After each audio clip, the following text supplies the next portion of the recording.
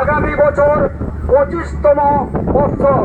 তাই এই রজত জয়ন্তী বর্ষ যাতে আমরা সুষ্ঠুভাবে পালন করতে পারি, আজ থেকে আপনাদের কাছে অনুরোধ করব, আমরা আপনাদের কাছে বিনীতভাবে প্রার্থনা করব, যতটা সম্ভব সাহায্যের হাত আপনারা বাড়িয়ে দিন, যাতে এবছরের সমস্ত কর্মসূচি এবং আগামী দিনের যে রজত জয়ন্তী উৎসব পালিত হবে, সেই রজত জয়ন্তী উৎসব সুষ্ঠুভাবে পরিচালনা করতে পারি।